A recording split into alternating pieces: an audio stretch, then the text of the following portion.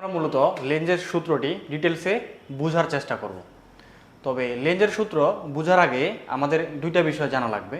একটা হচ্ছে যে কোনো একটা কুণ্ডলী তলে যদি হচ্ছে অ্যান্টি ক্লোকওয়াইজ প্রবাহ আবিষ্ট হয় তাহলে হচ্ছে চৌম্বক উত্তর মেরু গঠন করে। তাহলে ফার্স্ট আমরা কি মনে রাখবো যে একটা কুণ্ডলী তলে যদি হচ্ছে অ্যান্টি ক্লোকওয়াইজ প্রবাহ আবিষ্ট হয় তাহলে কোন মেরু গঠন করে? চৌম্বক উত্তর মেরু গঠন করে। আবার যদি আমরা দেখি যে কোনো একটা কুণ্ডলী তলে যদি হচ্ছে ক্লকওয়াইজ প্রবাহ আবিষ্ট হয় তাহলে চৌম্বক দক্ষিণ মেরু গঠন করে। তাহলে আমরা দুইটা বিষয় জানলাম, একটা হচ্ছে কোনো একটা কুণ্ডলী তলে যদি হচ্ছে অ্যান্টি ক্লকওয়াইজ প্রবাহ আবিষ্ট হয় তাহলে চুম্বক উত্তর মেরু, আর যদি ক্লকওয়াইজ প্রবাহ আবিষ্ট হয় তাহলে চুম্বক দক্ষিণ মেরু গঠন করে। এখন আমরা যদি লেন্সের সূত্রটা দেখি যে যে কোনো তড়িৎচুম্বক আবেশের বেলায় আবিষ্ট তড়িৎচালক প্রবাহের দিক এমন হয় যে তা যে কারণে সৃষ্টি সেই কারণকেই বাধা দেয়। আশা করি এই সংজ্ঞাটা থেকে কিছুই বোঝা যায়নি। তবে লেন্সের সূত্রটি আমরা একটা গল্পের মাধ্যমে বোঝার চেষ্টা করি। মনে করো একটা ফ্যামিলিতে একজন সন্তান জন্ম নিল এবং জন্ম নেওয়ার পর সে তার মাকেই মেরে ফেলল। তাহলে সন্তানটি যে কারণে সৃষ্টি হয়েছে অর্থাৎ সন্তানটি তার মায়ের কারণে সৃষ্টি হয়েছে এবং সে সেই কারণকেই অর্থাৎ তার মাকেই মেরে ফেলল। এটাই মূলত হচ্ছে লেন্সের সূত্র। লেন্সের সূত্রটা কি?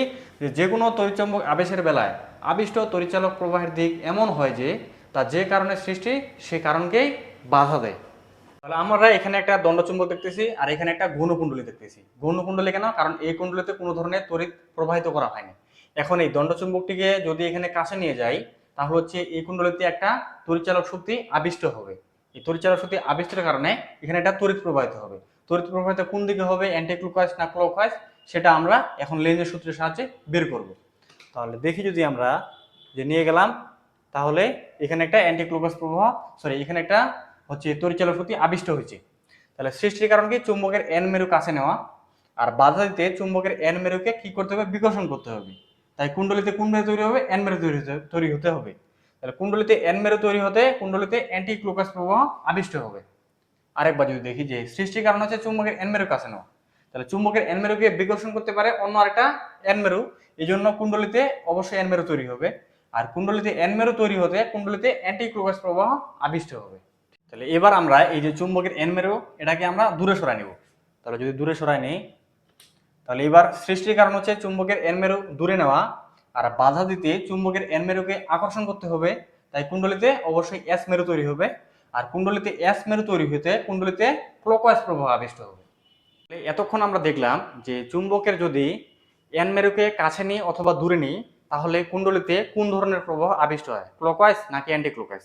এখন আমরা দেখব চুম্বকের এস মেরুকে যদি আমরা কাছে নিই অথবা দূরে নিই তাহলে কুণ্ডলীতে কোন ধরনের প্রবাহ আবিষ্ট হয়।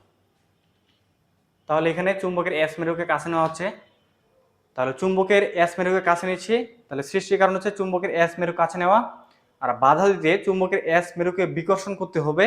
তাই কুণ্ডলীতে এস মেরু তৈরি হতে হবে, আর কুণ্ডলীতে এস মেরু তৈরি হতে কুণ্ডলীতে অবশ্যই ক্লকওয়াইজ প্রবাহ আবিষ্ট হবে। এখন আমরা যদি চুম্বকের এস মেরুকে দূরে সরাই নেই